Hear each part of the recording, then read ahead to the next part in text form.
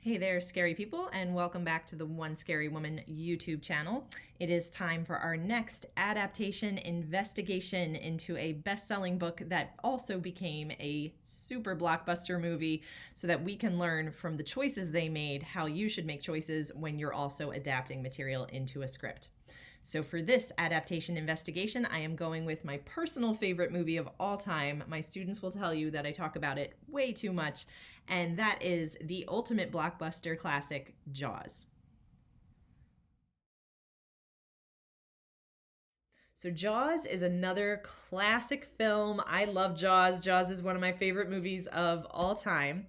And Jaws was also a best-selling book before it was ever a movie. And I've read the book a couple times. I really enjoyed the book. I really enjoyed the movie. But there are a lot of differences between the two. And again, I think this is a great example to look at when you're thinking about being more economical with a script. So in the book Jaws, there are a lot more, subplot kind of things happening throughout the book version of Jaws. And when they went to make the film, they opted to leave a lot of that out. And it's not that those storylines weren't juicy, because they definitely, were dramatic and they had an interest factor to them. It's more that the decision was made very consciously to just focus on the central conflict. So let me tell you a bit about what these subplots were so that you will know what I mean.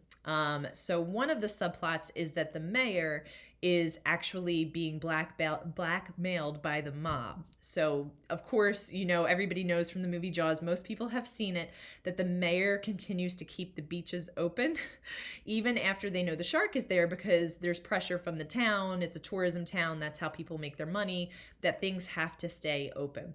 So the book actually goes more in depth, that there is this side story kind of with the mafia, that the mayor is sort of in their pocket and has to keep pushing this agenda of keeping the town open because he's under pressure. And even at one point in the book, Chief Brody's cat is killed as like a threat and a warning to him from the mafia to back off, with trying to close the beaches and that kind of thing. So that was a huge subplot in the book.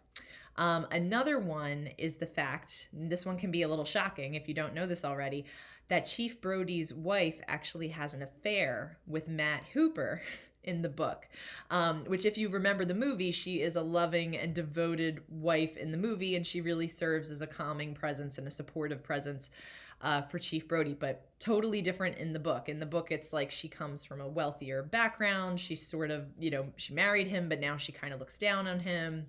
He just doesn't measure up to whatever her expectations are, and she winds up having this affair.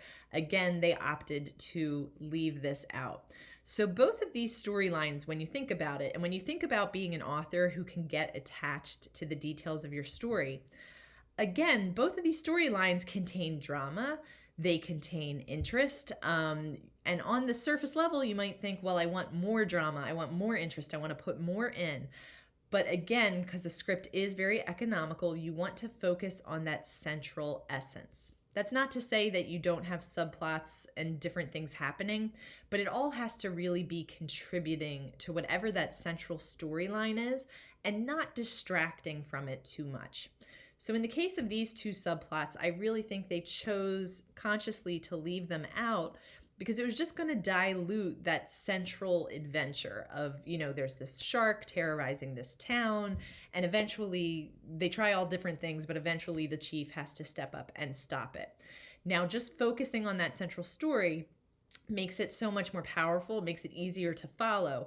Whereas, if you've seen Jaws, and again, I think most people have, if you imagine going back and trying to stick in a thing with the mob and trying to stick in an affair and trying to do all these other things, you can get a sense that this would get very, very confusing very quickly. And again, this is a key difference from a screenplay to a book, because when you're reading a book, and it is hundreds of pages, and you can really get more involved with it, it is okay to kind of have all these different things happening because people can follow it.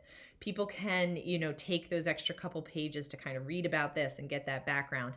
But with a script, again, you're limited on page count. You want to focus on the things that are the most important.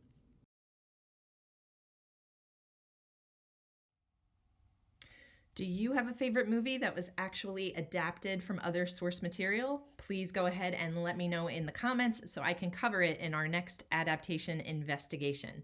Thanks so much, and be sure to like and subscribe so you can continue with me on this movie making journey.